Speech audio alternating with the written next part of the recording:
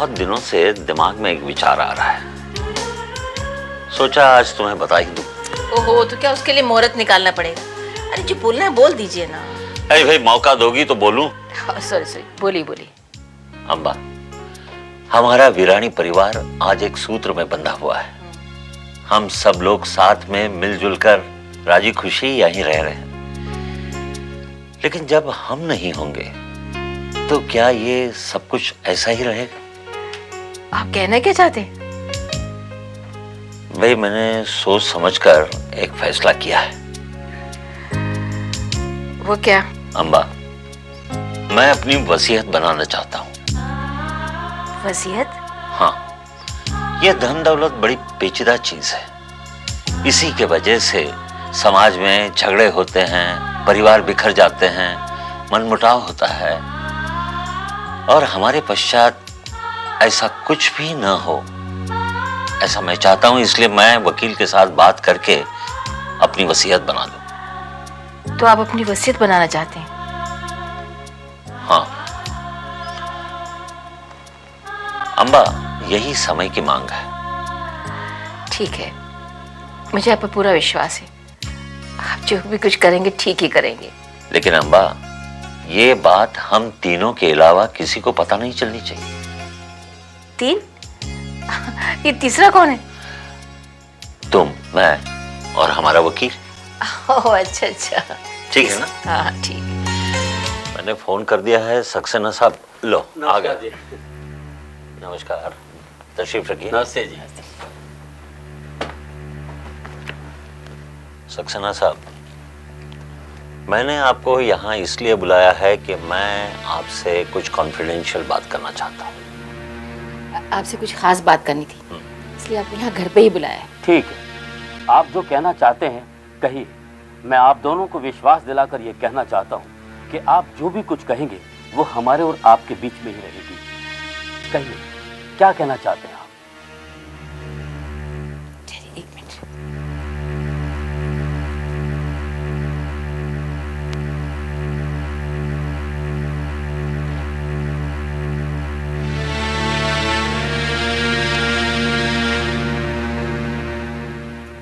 दरअसल बात यह है कि मैं अपनी वसीयत बनाना चाहता हूँ और इस मामले में आपकी राय जानना चाहता हूँ। गोवर्धन जी, क्या मैं इसकी वजह जान सकता हूँ? मेरा मतलब है, घर में सब कुछ ठीक तो है ना? हाँ, भगवान की कृपा से सब कुछ ठीक ठाक चल रहा है, मगर आप तो जानते हैं कि मेरी उम्र हो गई है और मुझे कुछ हो जाए उससे पहले मैं चाहता हूँ कि धन दौलत के बारे में फैसला हो जाए तो बेहतर है। ये आप बिल्कुल सही कह रहे हैं। कई फैमिलीज में ऐसा होता है कि बाप बच्चों के लिए कुछ करने के लिए सोचे, उस पर अमल करे, इसके पहले उसकी डेथ हो जाए तो पीछे बच्चों को बहुत तकलीफ होती है। यही बात को ध्यान में रखकर मैंने अपनी वसीयत बनाने का फैसला किया है। आप तो जानते हैं मेरा बड़ा परिवार है और मैं नहीं चाहता कि मेरे बाद मेरा ये सुखी परिवार बिखर जाए। वैसे अभी हमारे परिवार में इस बात की किसी को खबर नहीं है और मैं नहीं चाहता कि हमारे परिवार का कोई भी व्यक्ति ये जाने, क्योंकि इससे हमारे परिवार में अविश्वास की भावना पैदा हो सकती है। नहीं, मैं आपको पूरा भरोसा दिलाता हूँ कि ये बात हमारे और आपके बीच रहेगी। Thank you. अब आप मुझे ये बताइए कि सबसे पहले क्या करना चाहिए? गोवर्धन जी, आप जो भी कुछ कहना चाहते हैं वो मुझे कागज पर लिख कर दीजिएगा। मैं फिर उसकी फाइनल ड्राफ्टिंग करूंगा और फिर आपके पास आऊंगा। ठीक है, मैं आज ही सब कुछ एक पेपर पर लिख के तैयार रखता हूँ। मैं फोन कर दूंगा, आप आके लेके जाइए। ठीक है, थैंक यू। हाँ ठीक है, मिलता हूँ। बा, जय श्री कृष्ण। जय श्री कृष्ण। जय श्री कृष्ण बा। बापू जी, अरे, तुम तीनों भाई एक साथ मेरे कमरे में? भाई क्या बात है? अरे भाई, तुम तीनों को हमारी याद कैसे आ गई अचानक? क्यों बा, हम तीनों लोग आपसे यहाँ मिलने नहीं आ सकते? ऐसी कोई बात नहीं है, जरूर आ सकते हो। क्या बात है, तुम तीनों कुछ उलझे हुए नजर आ रहे हो, कोई प्रॉब्लम? नहीं बापूजी, भला आप दोनों के होते हुए हमें क्या प्रॉब्लम हो सकता है? बापूजी, दरअसल हम आपसे एक जरूरी बात पूछना चाहते थे। हाँ बोलो। क्या बात? लेकिन आप हमारी बात का गलत मतलब मत निकालिएगा। क्या हम जान सकते हैं कि एडवोकेट सक्सेना आपसे मिलने क्यों आए थे? जरूर जान सकते हो। मैंने ही उन्हें बुलाया था मेरी वसीयत तैयार करने के लिए। वसीयत? बापूजी, लेकिन ये सब एकदम अचानक। हाँ बापूजी, इतनी भी क्या जल्दी थी? बापूजी,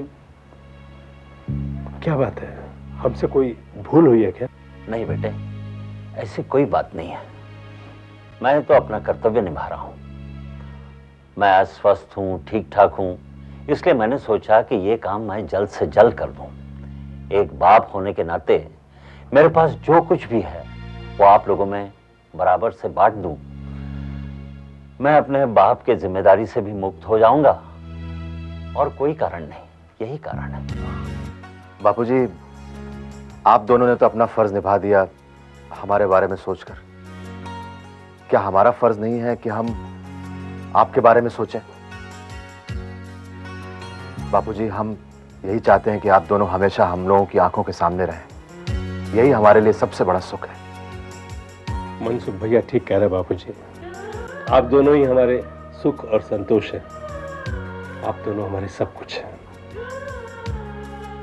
बापूजी, आपके और बा के आशीर्वाद और संस्कार के बदौलत आज हमारे पास सब कुछ है। बस अब यही चाहते हैं कि आपकी छत्र छाया हमें मिलती रहे जिंदगी भर। और हमें क्या चाहिए? देखा अम्बा, मेरे तीनों बेटों ने अपने दिल की बात कहकर मेरे दिल का बोझ उतार दिया। तुम तीनों की बात सुनकर मेरे मन को बड़ा सुकून मिला बेटे। प्रभु जी, मेरे परिवार को इसी तरह प्रेम के एक सूत्र में बांधे रखना। लेकिन बापूजी, मेरी समझ में ये नहीं आ रहा है कि अब इस वसीयत की क्या जरूरत है? मनसुख बेटे, वो मेरे कर्तव्य का एक हिस्सा है, और मेरा कर्तव्य पूरा करना मेरी जिम्मेदारी है। मुझे गर्व है तुम तीनों पर। बापूजी।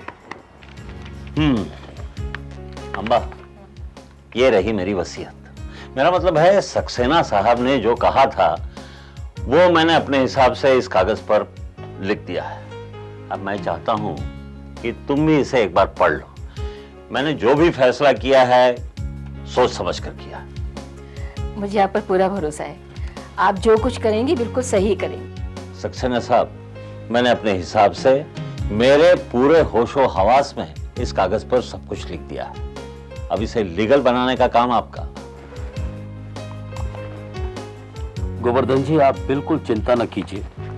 मैं आज से ही इस काम को शुरू कर देता हूं, और बहुत जल्द ये काम पूरा हो जाएगा। आप बिल्कुल फिक्र न कीजिए। ठीक है, मुझे आप पर पूरा भरोसा है। ठीक है, अब मुझे इजाजत दीजिए। Thank you. नमस्ते।